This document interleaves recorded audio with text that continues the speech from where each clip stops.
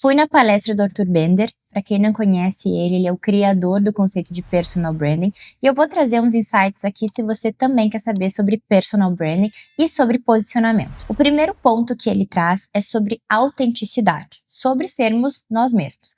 Hoje, a gente vive num mundo de muita concorrência, e esse é um dos principais pontos que eu comecei a ver diferente por conta dessa palestra com ele. Por quê? Eu, como advogada, existem trocentos advogados nesse mundo que podem fazer os mesmos serviços que eu. Eu, como advogada tributarista, também. Tem vários outros que vão fazer os mesmos serviços que eu. Mas o que vai me diferenciar para que o meu cliente contrate a Rafaela e não o Guilherme? Eu. A Rafaela, né? Eu ser eu mesma. E como é que eu vou poder trazer essas questões? Como que esse cliente vai me conhecer? Pelas redes sociais e pelo nosso posicionamento. Né? Esse é o principal ponto que eu comecei a mudar um pouco a chave, que eu preciso mostrar quem eu sou. E como que o cliente vai me encontrar? Pelas redes sociais. E ele vai se conectar comigo, confiar em mim, determinar que eu vou ser a pessoa que vai resolver o problema dele, vai ser quando ele verificar que eu sou uma pessoa que faz o trabalho, eu tenho meu escritório, eu gosto de tais coisas, enfim, acredito que esse é o primeiro ponto sobre a gente ser nós mesmos. Como eu sou advogada de médicos, eu sinto que os meus clientes ainda não gostam muito de se expor. Eles ainda estão um pouco travados quanto a isso, ou fazem um conteúdo que é muito explicativo sobre tal doença, mas não mostra um pouco mais sobre a vida deles. Olha que eu não quero dizer que você tem que expor a tua vida inteira, longe disso, mas a gente tem que considerar o que a gente deve mostrar que vai refletir o que nós somos, não criar uma fachada de forma alguma, mas a gente tem que saber nos posicionarmos, né? Esse é o principal ponto. Quando ele vai falar justamente sobre essa parte de nos mostrar e mostrar quem nós somos, o ponto que eu achei muito interessante também foi sobre não nos silenciarmos. Por quê? Porque às vezes você, que é um profissional muito bom, você entende do assunto, você realmente é bom, às vezes você acha, não, mas eu sou bom, eu não preciso mostrar nada para ninguém. Você, primeiro, vai perder uma chance muito grande de que outras pessoas vejam você, mas você tá dando oportunidade para aquele teu colega que é ruim, mas sabe falar ou tá aparecendo, trazer um serviço muito ruim para o teu cliente. Vou te dar um exemplo do meu caso. Eu faço basicamente planejamento tributário para médicos, né? Eu sou especialista tributário para médicos e clínicas médicas. Existe nesse meio a chamada equiparação hospitalar, que é um benefício fiscal concedido por lei que faz com que clínicas médicas reduzam bastante o pagamento de imposto, cerca de 60% a 70%. O que está acontecendo hoje?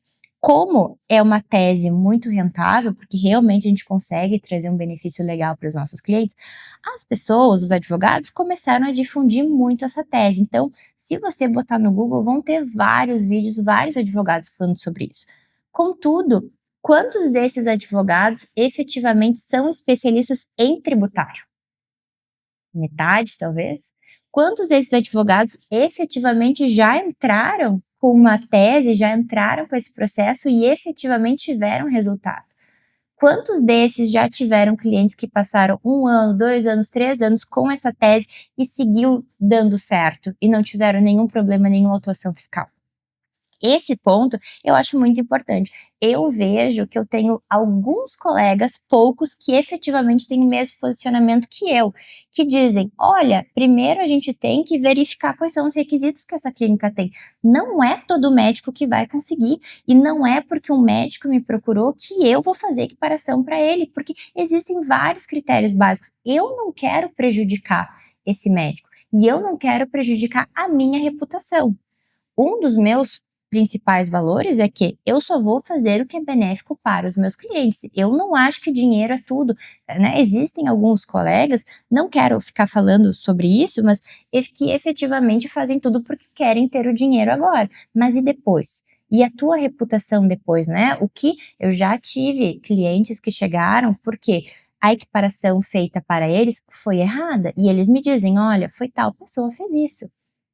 né? E que chato isso, né? Que feio isso, ter isso. Então imagina você como médico, se você não tá se posicionando, você não tá trazendo conteúdo que possa explicar pro teu paciente por que que ele precisa disso, por que que ele precisa daquele tratamento, por que fazer isso, por que não, o que ele tem que ter cuidado. Ainda mais que no meio médico existem tantas coisas que podem ocorrer, né? Existem tantas diferenças de organismos, enfim, novos medicamentos, a gente está vendo que a parte da farmácia está cada vez maior. Como que, se você sabe que o médico, eu não gosto da terminologia, mas o médico é picareta, você vai deixar ele fazer isso para os teus possíveis pacientes? Se você que estudou por anos, fez residência, faz atualização, você até pode, né, já ter um bom número de pacientes, mas por que não ter mais? Por que não ter uma rede de pessoas que efetivamente vão te seguir porque veem que você é um médico íntegro, que passa conhecimento, que passa segurança para o teu paciente? Por que que tu tá se silenciando por causa disso? Isso foi algo que eu não pensava antes, que realmente às vezes a gente deve isso para os nossos clientes, né? Não é somente pela gente. Outro ponto que eu achei bem interessante também é sobre a vergonha, né? Isso é algo que eu confesso que eu tenho ainda um pouco e eu tô tentando passar sobre isso, mas que vergonha eu vou ter se eu sei o que eu faço, né? Se eu sei que o meu trabalho tem retorno, que o meu trabalho tem resultado. Eu sei o que eu estou falando. Quando eu vou postar algo, eu não estou postando algo que eu li ou que eu vi do post de outra pessoa e agora eu só tô recompartilhando, digamos assim. Não. É algo do meu estudo, é algo que primeiro eu vejo, eu reviso, e só depois eu compartilho esse conteúdo, né? Então, isso é algo que, às vezes, para que que a gente vai ter essa vergonha? A gente vai ter vergonha de quem? Eu, no meu exemplo, eu tinha, às vezes, vergonha dos meus colegas, não eram dos meus clientes ou dos meus amigos ou de pessoas próximas, era porque eu pensava, o que que esse outro advogado vai pensar de mim? Que eu estou virando blogueirinha, né? E às vezes acredito que os médicos também têm muito isso de o que que o seu colega está fazendo. Eu tô lendo um livro do ai, errei. Tá. Eu tô lendo o livro do Nassim Taleb, que é sobre arriscar, né? Arriscar a própria pele, e justamente ele fala sobre isso, de por que que a gente se importa tanto com o pensamento e o julgamento dos nossos pares, né? Dos nossos colegas. E como isso é tão irreal. Porque a gente não tá trabalhando para eles são pessoas que têm o nosso mesmo conhecimento que nós, talvez, né? De áreas parecidas, fazem o mesmo trabalho e que são muito bons, porque a gente pode compartilhar conhecimento, a gente pode dividir alguns projetos, enfim, entender o que que se está falando, compartilhar situações, mas eu não trabalho para ele, né? Ele vai ser sempre o meu concorrente. Então, por que que eu estou buscando a aprovação dele e não a aprovação do meu cliente, fazendo o melhor que eu posso, dando resultado para ele com o meu trabalho? Né? Esse ponto eu também comecei a pensar diferente. E outro ponto também que eu gostei muito foi sobre o resultado, né? Como advogada, eu não posso prometer resultado. A minha atividade, assim como de médico, é de meio, né? Eu vou fazer o melhor que eu posso com né, toda a minha didática, toda a minha bagagem, mas eu sei que existe o judiciário. A gente sabe que às vezes a decisão de um tribunal, que seja daqui do Rio Grande do Sul, pode não ser o mesmo de São Paulo. E às vezes não é que eu fui incompetente, é que aquele determinado tribunal julga daquela forma. E eu preciso sempre mostrar para o meu cliente que eu vou fazer o melhor possível. Eu até posso dizer, eu já ganhei essa sentença aqui, porque eu fiz isso, isso, isso, nesse outro lugar também já fiz isso, mas dizer 100% você vai ter este resultado é impossível. O médico também, né? O médico não pode nunca dizer que vai ter a cura de tal paciente, ou que tal resultado de uma rinoplastia vai ser 100% igual a que talvez ele mostrou naqueles aplicativos, né, que a gente até pode simular uma cirurgia, mas que efetivamente vai fazer daquela forma, impossível. Diferente, digamos, eu tenho uma amiga que ela é fotógrafa e as fotos dela são lindíssimas. Ela não precisa aparecer no Instagram dela, porque tu vê a foto dela e que ela tira dos outros clientes dela e é lindíssima. E tu pensa, eu quero aquela foto. Eu sei 100% que o que ela fazer vai ser bom. Contudo, conversando com ela também, ela estava me dizendo: "Rafa, sim, para mim é mais fácil, mas para eu me conectar com o meu cliente, para que depois ele queira fazer mais fotos comigo e a gente mantenha essa conexão, eu preciso ter repertório".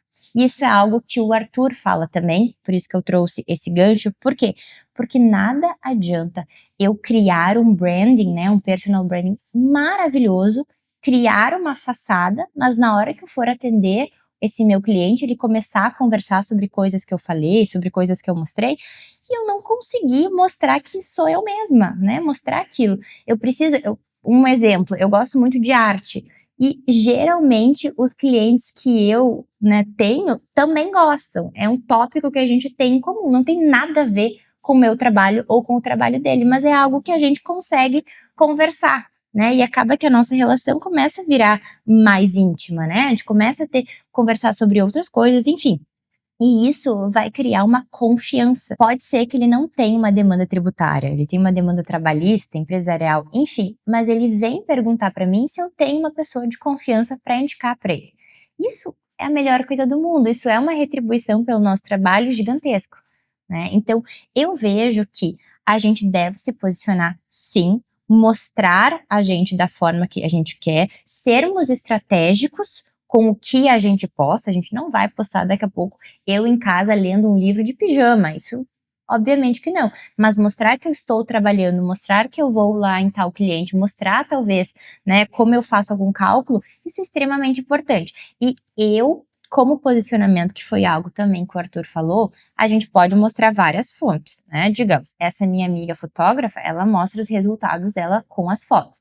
Como eu, que tenho um trabalho que é complexo e que é difícil de compreender como tributário, eu tento explicar.